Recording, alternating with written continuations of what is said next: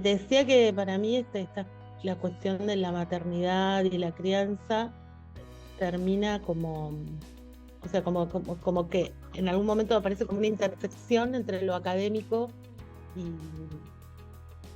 y lo personal, por decirlo de algún modo. A ver, ¿en qué sentido? Cuando yo quedé embarazada de mi primera hija, estaba estudiando psicología. En ese momento suspendí la carrera, pero me empecé a interesar en todo lo relacionado con la crianza, y eso se convirtió en un proceso más bien académico, ¿no? Porque yo venía atravesada por la lógica por ahí del- del, de de la psicología del desarrollo, y quizás un poco por obsesión.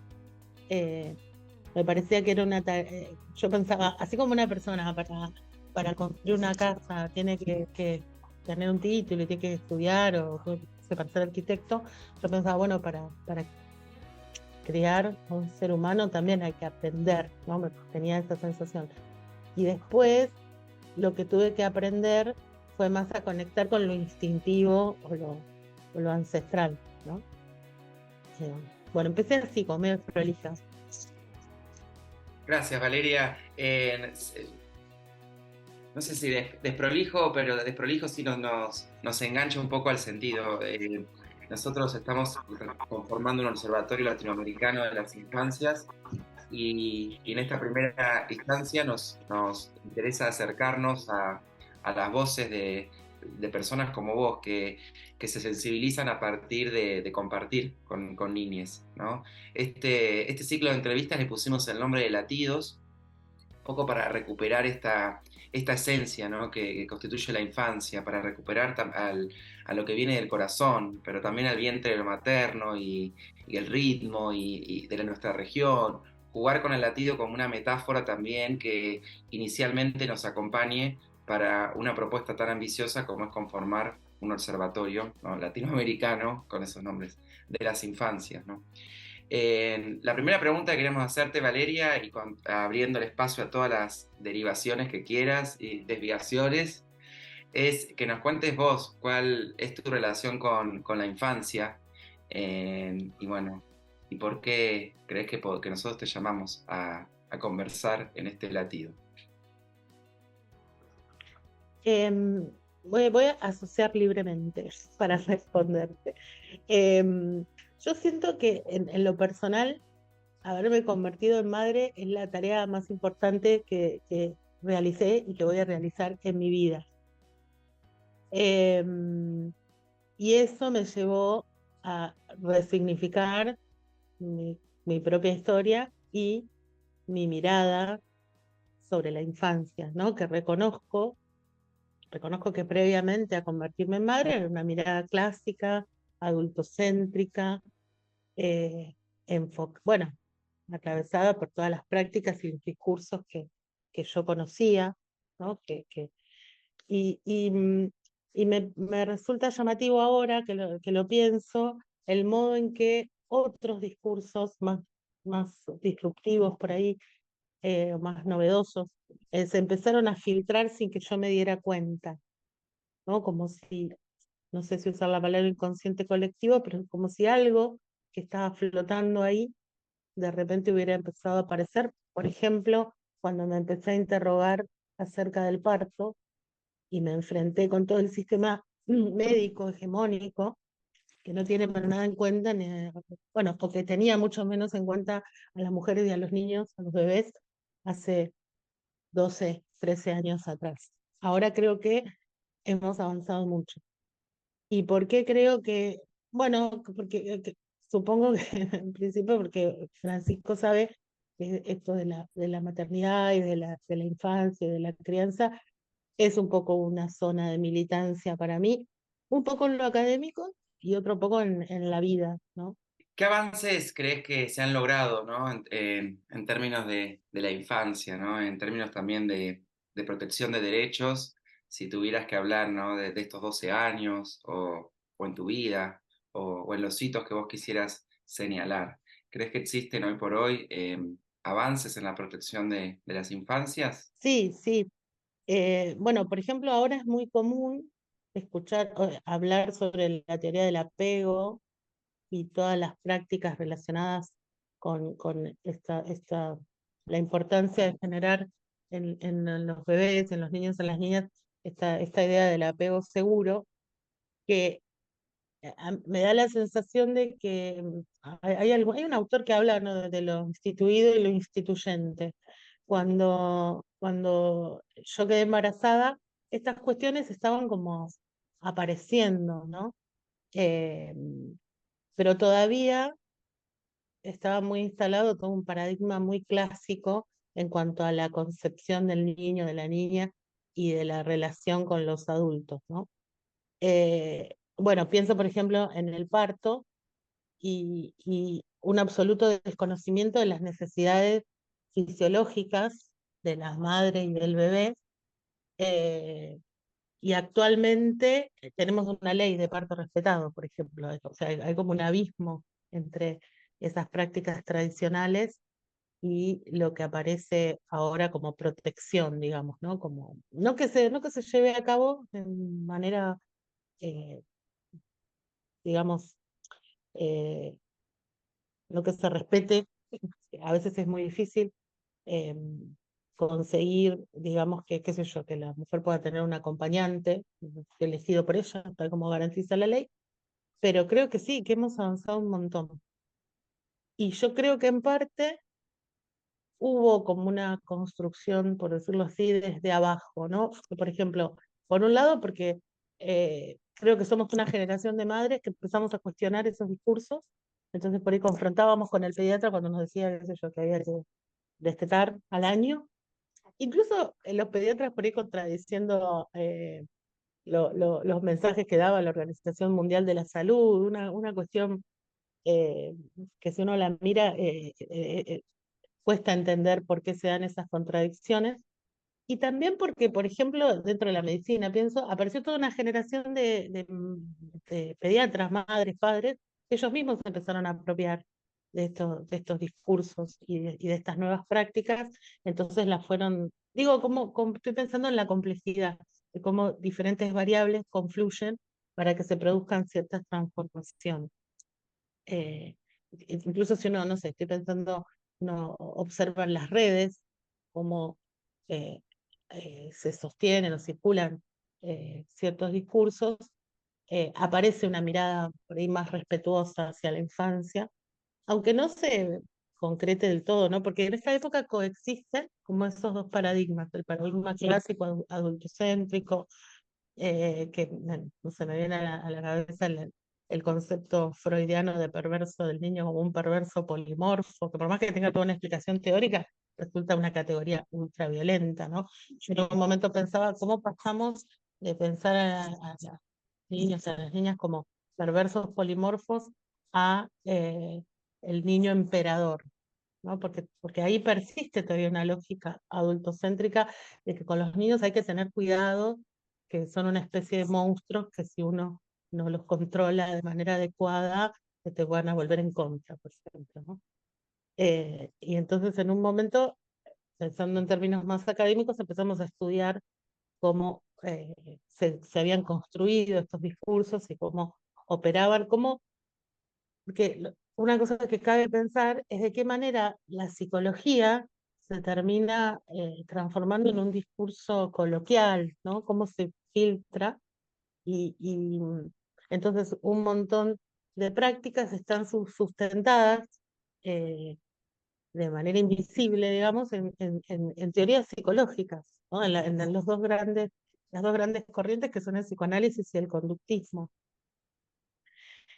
Por ejemplo, cuando yo hice mi tesis en psicología, tomamos como objeto de análisis dos libros que tratan, son como recomendaciones en torno al sueño infantil. Y bueno, uno se llama Duérmete Niño, ¿no? Que uno, bueno, además lo piensa de dónde viene ese término, ¿no? Y te viene el coco y te comerá. Y otro libro que se llama Dormir sin lágrimas. Bueno, para mostrar cómo detrás eh, de esos dos textos había dos concepciones completamente distintas de la infancia, del sueño, ¿no? Porque quizás lo difícil es eh, las formas, o lo difícil es de qué manera introducimos a los niños, a las niñas en el orden de la cultura, ¿no? Y si pensamos que nos atraviesa esta lógica salvaje del capitalismo, hay un montón de prácticas que responden a las necesidades del sistema y no a las necesidades de las infancias. La crianza, digamos, con derechos, tiene que ver justamente con pensar esto, la necesidad de las infancias. Un poco, Valeria, yo te he conocido acá en Mar del Plata, como vos decías, militando, ¿no? Esta noción de crianzas con derechos y reconociendo también que dentro de- del espacio universitario, por ejemplo, ¿no? O de lo académico, es un área pequeña en desarrollo, ¿no? Donde también así, no solamente en términos sociales se percibe ese adultocentrismo, sino en la conformación de todos los espacios, ¿no? De poder dentro de lo que imaginamos que es la universidad, ¿no? Y no sé, un poco dispersa también viene mi pregunta, pero recuperando un poco tu experiencia como extensionista, que sé que sos de la Universidad Nacional de Mar del Plata y que has participado en muchos proyectos que han fomentado esta noción de crianzas con derechos, me gustaría escucharte o caracterizar en tu voz a esta perspectiva. Sí, que quiero contar una pequeña anécdota en relación a cómo surge Crianza con Derechos. La directora es Romina Cutuli, que es historiadora, que es mi amiga, y yo estaba atravesando un momento muy difícil durante el embarazo de mi segunda hija, muy difícil, y entonces ella un día vino a mi casa y me dijo, ¿por qué no proyectamos, ¿no? Sabiendo la necesidad que yo tenía de tener un proyecto, de poder pensar más allá. Y a ella se le ocurrió que diéramos un taller en la Universidad de Verano para analizar justamente los discursos y las prácticas en torno a la crianza. Y bueno, y así con ese pequeñito taller en la Universidad de Verano, eh, surgió este proyecto más grande que se llama Crianza con Derechos. Otra anécdota que me gusta contar es que cuando propusimos hacer el taller tuvimos un problema porque el nombre que le habíamos puesto era Consejos Vendo y para mí no tengo, y entonces desde el rectorado, desde la gente que se encargaba del tema, nos llamó para pedirnos si por favor podíamos cambiar el título porque podía herir algunas susceptibilidades, que cómo íbamos a decir, habiendo tantos expertos en el ámbito académico, que consejos eh, se vendían, pero no se tenían. Entonces decidimos ponerle como título Los niños vienen sin instrucciones, un título que digo yo, ahora por ahí lo cambiaría, quizás o lo pondría con signos de pregunta, ¿no? Bueno, y eso después fue creciendo hasta transformarse en un proyecto de extensión que está en curso y que ha tenido muchas derivaciones, incluso acuerdos por ejemplo, el año pasado dimos una diplomatura con uno de los gremios, eh, ay, no sé el nombre, con ATE, destinada a personas que trabajan con las infancias. Así que sí, ha sido muy satisfactorio todo lo que se generó en torno a crianza con derechos. Y en términos de este observatorio, Valeria, ¿cómo te imaginas que nosotros podemos pensar dispositivos, espacios, ambientes para que los niños puedan participar? ¿Cómo podríamos hacer para investigar dejando un poco este adultocentrismo, ¿no? Eso que decís me parece súper interesante porque todavía mantenemos una división muy tajante entre el mundo de los adultos y el mundo de las infancias, especialmente en los ámbitos académicos, ¿no? Eh, y yo creo que hay una necesidad muy profunda de parte de los niños, de las niñas y de los adolescentes de ser escuchados, que también tienen cosas para decirnos y también tienen cosas para enseñarnos. Yo siempre digo que mis hijas han sido y son grandes maestras, eh, y que deberíamos eh, promover estos diálogos, ¿no? Me acuerdo que una vez tuve que hacer un trabajo, el trabajo final de un curso, y mi pregunta era, ¿cuál es la distancia óptima entre el adulto y el niño? ¿No? Porque está claro que somos responsables de la crianza, de la educación, del cuidado, pero el gran riesgo es que terminemos colonizando a ese otro en nombre de esa asimetría. No porque la asimetría no exista, porque existe y es necesario hacerse cargo de esa diferencia, pero la pregunta es cómo, ¿no? O hasta dónde. Porque cuando damos algunos talleres, por ejemplo, y pensamos en nuestras propias nuestras biografías, y en nuestras experiencias como niños y niñas, aparecen, ¿no? Todos estas voces que nos fueron diciendo, por ejemplo, bueno, vos no te metas, o vos no podés opinar porque sos muy chiquito. Y si bien hay algo de verdad en eso, ¿no? Pero en nombre de la protección, a los niños y a las niñas se los termina silenciando. Y lo que aparece como contrapartida es, no, lo que pasa es que si lo dejas opinar, entonces te va a pasar por arriba, te toma el tiempo, te controla, y cosas por el estilo. Y en tu experiencia docente, ¿has trabajado con niños, Valeria? ¿O ha sido tu trabajo con adultos? Trabajo sí, en realidad con preadolescentes, no con niños, que yo soy profesora en letras y trabajo en el nivel secundario y terciario. Pero por ejemplo, en este momento los alumnos más chiquitos que tengo tienen entre 11 y 12 años. Y debo reconocer que son las edades que más disfruto. Si bien me gusta trabajar con adolescentes, eh, me parece que todavía los niños y las niñas conservan ciertas características que me generan mucha ternura y mucha empatía. Viste, con los adolescentes todo se vuelve un poco más difícil. Te he escuchado, Valeria, bueno, he leído también algunas notas, pero te he escuchado hacer como una crítica muy fuerte a la democracia, ¿no? Sobre todo ahora en Argentina, en esta crisis política que estamos viviendo. Y me interesó un poco tu perspectiva de cuando hablas de la participación política de los niños, ¿no? Porque decís, bueno, como uno de los problemas también de nuestra vida social está asociada a ese lugar a la cual le damos a las infancias. Y bueno, quería preguntarte un poco sobre esa idea, ¿no? De un poco cómo la has compuesto, desde qué lugar pensás que los niños pueden participar políticamente, porque un poco el sentido de este observatorio para nosotros en un proyecto como es desde nuestra escuela, ¿no? Donde se busca la protección de todos estos, de los niños, volverlos a ellos, digamos, que puedan elegir qué aprender, cómo aprenderlo y demás.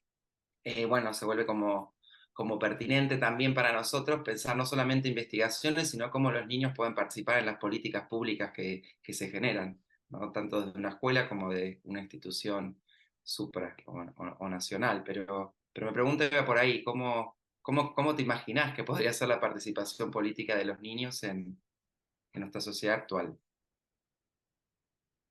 Mira, es algo que me interesa y que yo también me pregunto. Quizás habría que pensar en que los niños y las niñas vienen como dotados de una cierta sabiduría necesaria para poder desarrollarse y crecer en el mundo, incluso desde el punto de vista biológico. No sé, te doy un ejemplo que se me viene a la cabeza de un psicólogo norteamericano que se llama Carl Rogers, y él habla, por ejemplo, de la sabiduría organística. Entonces dicen, es un planteo más biologicista, pero por ahí viene el caso, y el experimento, digamos, planteaba que los niños y las niñas elegían distintos tipos de comidas en función de sus requerimientos nutricionales, como que el cuerpo les decía lo que tenían que comer. Así como a un bebé, el cuerpo le dice cuánta leche tiene que tomar y por cuánto tiempo, y qué sé yo.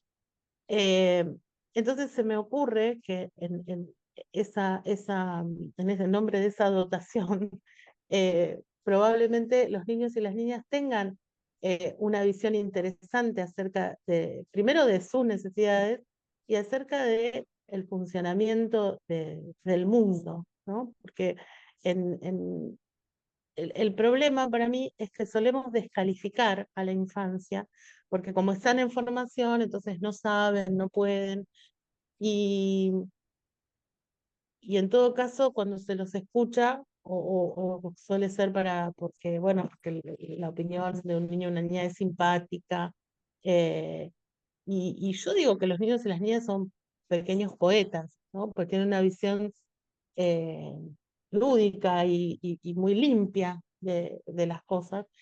Pero para que eso ocurra, también es necesario que se generen ciertos ambientes, ¿no? Sí, el otro día debatíamos un poco sobre la palabra democracia, que no me gusta, quizás porque siento que es un modelo que ha evidenciado cierto fracaso, y creo que hay como la necesidad de que surja algo nuevo, ¿no? Que no sé cómo se llamaría, pero, pero sí hay la necesidad, me parece, de que surjan formas nuevas, formas incluso de participación. Y yo creo que en principio los niños necesitarían crecer en ciertos ambientes que les permitan ir desarrollando sus propios criterios de manera respetuosa, de manera feliz, confiando en lo que ellos saben y en lo que ellos pueden, eh, y que es necesario escuchar cuáles son sus necesidades, ¿no? Digo, se tiene miedo a esto porque uno se imagina que si uno escucha a un niño, el niño va a querer entonces mirar todo el día dibujitos y comer todo el día papas fritas. Y no es así. En realidad, si el niño mira dibujitos todo el día y come todo el día papas fritas, es porque hay un adulto que se lo está facilitando. Pero digo, me imagino, o quizás lo he experimentado con bueno, valga la redundancia, en mi experiencia como madre, ¿no? Lo he vivenciado en mi experiencia como madre. Eh, ¿Qué pasa cuando a las niñas, en este caso, se les da la posibilidad de elegir, de desarrollar cierto criterio? Yo te puedo asegurar que después no hacen cualquier cosa.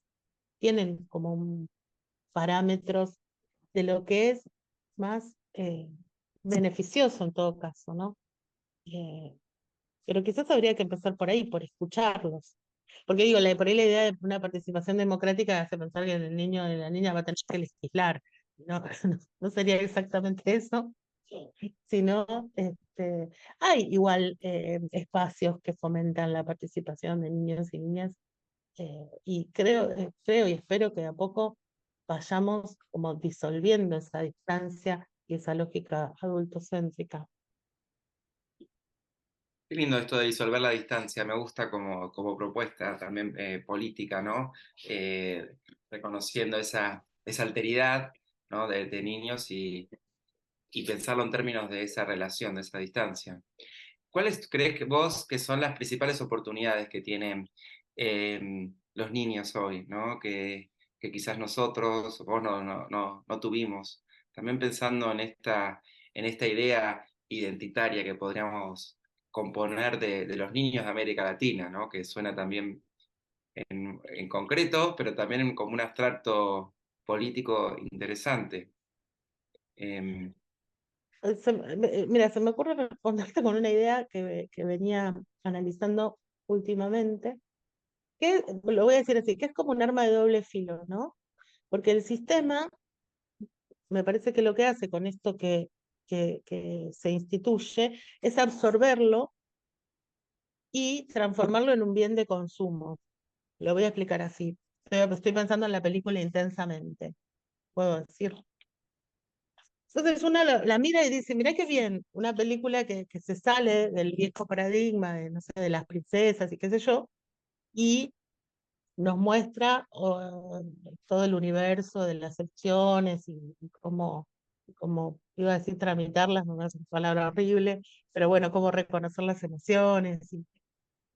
Pero no deja de ser un bien de consumo, ¿no? Digo, es el sistema vendiéndonos eh, un producto que, bueno, es aceptable, está muy bien, pero y que al mismo tiempo, por eso digo, me genera como una contradicción, pero al mismo tiempo está muy bien que, que esos, que esas ideas y esos discursos se democraticen, para usar la palabra, ¿no? Bueno, justamente con la educación emocional ocurre un poco eso. A veces tiene como la apariencia de eh, una práctica positiva y no deja de ser, y por ahí no deja de ser una herramienta más de domesticación. Entonces, creo que afortunadamente, o sea, la otra vez hablábamos sobre la Declaración Internacional de los Derechos del Niño, que en términos históricos es nuevísima, ¿no? De hecho, los niños y niñas son, como dice alguien por ahí, un invento reciente.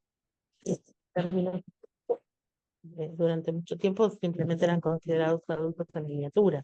Entonces, bueno, vos sabes más de historia que yo. Entonces, pensándolo en términos temporales, es todo muy nuevo. Y a mí siempre me hizo como mucho ruido pensar por qué tardamos tanto en conocer a nuestras crías como personas con derechos, ¿no? Entonces, no es extraño que todavía persistan ciertas lógicas que tienen que ver con la violencia, ¿no? Como práctica educativa, por ejemplo, que los adultos muchas veces justifican y refuerzan, o reforzamos. Eh, y digo, en es como una serie de contradicciones, pero que si me preguntás por lo positivo, bueno, creo que es esto. Ya el hecho de que en algún momento de la historia se haya reconocido a los niños y las niñas como sujetos de derechos, como personas, eh, que mal o bien el sistema se haya hecho cargo de esos nuevos discursos, de estas nuevas prácticas, y aunque los transformen en bienes de consumo, circulen, ¿no? Y es como una especie de yin yang, me parece. Eh, eh, eh, Creo que hay una mirada más respetuosa y más feliz. Y voy a dar un ejemplo simple. Estoy pensando en un cartelito que circulaba referido a que no hay que obligar a los niños y a las niñas a darle un beso a alguien si no tienen ganas, ¿no? Y si uno recuerda sus propias vivencias, era una cosa de, no, dale un beso a la tía, que la tía te pone triste, o, ay, no, si no me das un beso me voy de tu casa, y qué sé yo. Entonces, enseñarles que eso se haya transformado en una idea que circula a nivel masivo, me parece, lo veo como un signo de estos tiempos y me parece muy positivo que voy a usar esta palabra, que se normalice el buen trato o el respeto. Qué lindo. ¿Y qué deseos tenés para los niños, para no hablar tanto para esas infancias, de lo que existe, sino también de lo que puede existir, ¿no? Para no limitarnos a esta realidad que vivimos, ¿no? Y vos sobre todo como constructora de mundos, con tu práctica en la literatura, tus talleres también de historia oral, intervenciones que hacer respecto a la crianza de los niños. ¿Cuáles son tus deseos en términos de lo posible? ¿Cómo se imagina Valeria que puede ser esta niñez que, como vos decías, también estamos recién en pañales, valga la metáfora, para, para empezar a trazar? Cuando me haces esta pregunta, ay, eh, salió mi voz como, ¿me escuchás? No, sí, algo pasó. No, cuando me haces esta pregunta, lo primero que pienso es en de qué manera podemos aliviar el sufrimiento, ¿no? Que siempre pienso que eh, los adultos, por más que nos veamos oprimidos en algún aspecto, tenemos la posibilidad de defendernos, ¿no? Y crear un movimiento y salir a la calle y protestar. Y lo que yo me pregunto es, bueno, ¿por qué? Eh, o mi deseo es que nos interesen más todavía los niños y las niñas, ¿no? Que haya cuestiones que nos resulten intolerantes, no, intolerables. Eh, por ahí voy a dar un ejemplo un poco brusco. Cuando fue la pandemia y se hablaba de la cantidad de muertos, yo me puse a pensar cuántos niños y niñas morían por día de hambre, ¿no? Y yo pensaba, ¿y por qué el mundo no se detiene por ellos? ¿No? Eh, entonces mi deseo sí tiene que ver con eso, con que eh, ningún niño, ninguna niña tenga que sufrir, porque digo, porque me parece que son el eslabón más débil de esta cadena. Sin duda. Y también recuperando este tono de lunes a la mañana de deseo, ¿qué te gustaría que ocurra en este laboratorio, ¿no? En este observatorio, perdón? Un poco convocando tu voz, abriendo el abanico, y yo ya te voy a también anticipando y agradeciendo tu tiempo entre esa crianza, con tus hijas ahí alrededor y demás, pero un poco si ya que estamos en esta intención, que está en esta primera etapa, nos interesaba, además de escucharte y enriquecernos con tus aportes de vida, sobre todo, bueno, pensar qué te gustaría que ocurra, a ver si también logramos convocarte para algún proyecto, para alguna actividad y qué te entusiasma que pueda llegar a pasar en esto que estamos conformando, ¿no? Que también es muy ambicioso en términos de una escuela, de un proyecto educativo que decide, bueno, observar a las infancias y también decide observarlas no desde cualquier perspectiva, paradigma o estas más clásicas que vos relatabas, sino un poco más cercano a este derecho, a este alivianar el sufrimiento. Bueno, te agradezco otra vez la generosidad por invitarme y pienso bueno, vuelvo a esta imagen de disolver las distancias, no solamente entre adultos y entre las personas adultas y los niños y las niñas, porque me imagino eso, me imagino más espacios de participación, de reconocimiento, de, de reconocer que el aprendizaje, que la enseñanza y el aprendizaje no pueden ser, son mutuos, ¿no? Que los niños y las niñas también tienen cosas para enseñarnos. Y también disolver las distancias en cuanto a estas lógicas académicas que muchas veces se quedan como encerradas y pueden llegar a tener muy poca incidencia. Entonces, me viene a la mente como eso de todas las voces todas, ¿no? De poder encontrarnos eh, con diferentes personas de diferentes ámbitos considerando que todos tenemos algo para decir y para aportar. Primero porque todas fuimos niños y niñas, entonces tenemos esa experiencia y sabemos qué es lo que nos dolió, qué es lo que necesitábamos, si no nos dieron. Entonces, a veces es difícil recuperar esos aspectos, ¿no? Pero es necesario para poder eh, iba a decir enfrentarse, no sé si es la palabra correcta, para poder compartir con, con los niños y las niñas, también volver un poco a nuestra historia para resignificarla, ¿no? Porque a veces mi hija una vez me dijo, lo que pasa es que vos te olvidaste de que también existe niña, y me parece que pasa un poco eso, ¿no? Entonces, quizás sí, si me preguntas qué me gustaría o qué me parece que sería muy feliz, es esto, poder encontrarnos y poder escucharnos, ¿no? Y escuchar las diferentes voces y ver cuáles son las reales necesidades, porque también es cierto que hay muchas cuestiones que son muy lindas en la teoría y en los papeles, pero después a la hora de llevarlas a la práctica, empiezan a aparecer toda una serie de vulnerabilidades. Doy un ejemplo.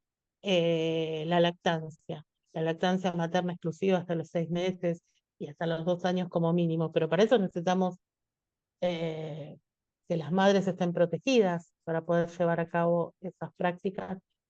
Y si bien, digo, tenemos leyes que no se respetan del todo, pero es necesario, me parece, crecer en esto, aumentar esta protección a través de los derechos de las mujeres, de los niños.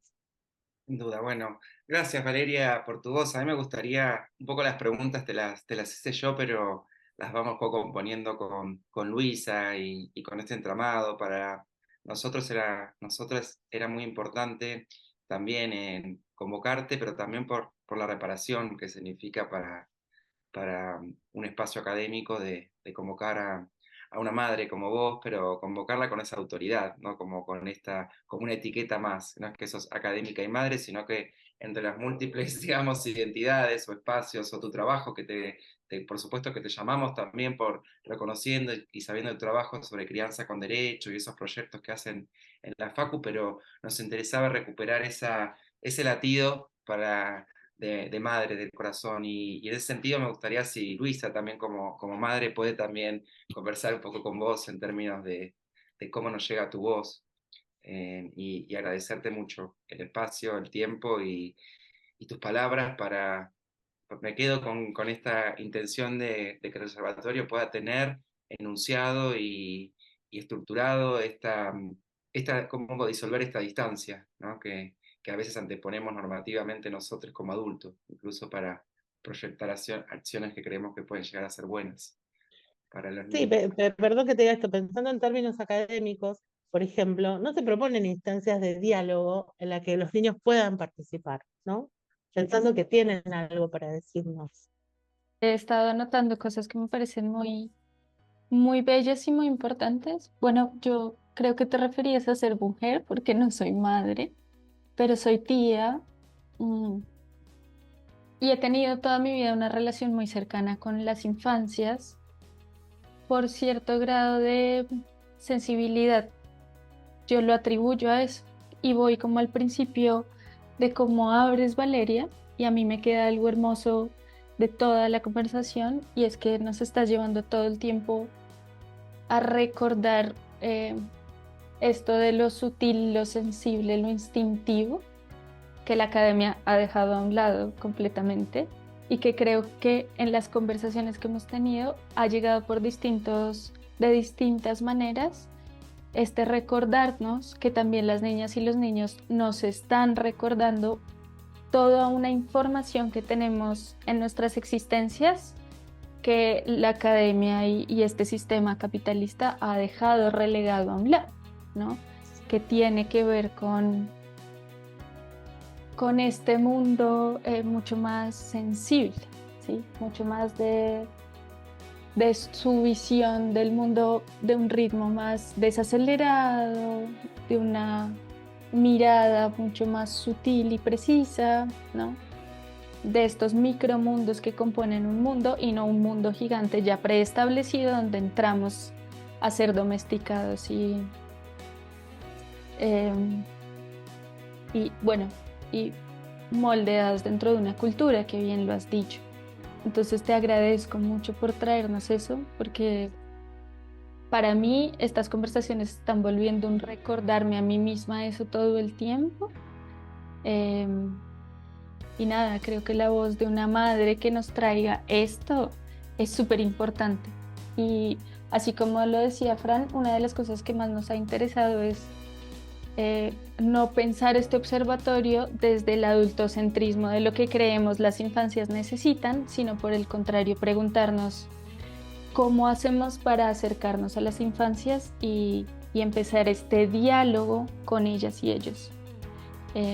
Y también esto que dices de reconocer nuestra propia biografía, es también reconocer desde dónde nos podemos acercar a conversar con ellas y ellos y observar algo y traer algo en este momento de nuestra historia como humanidad en estos estados tan críticos del sistema capitalista, justamente. Sí, claro, por supuesto. Bueno, muchas gracias por el cariño, como decía antes, y sí, y por el reconocimiento, es verdad, porque durante mucho tiempo, ¿no? Tareas de cuidado y el acto de maternar estuvo como subestimado, y a veces lo sigue estando. Entonces este reconocimiento me parece muy valioso, no por mí, sino por todas las mujeres que se dedican y se han dedicado, ¿no? Y gracias a las cuales estamos acá.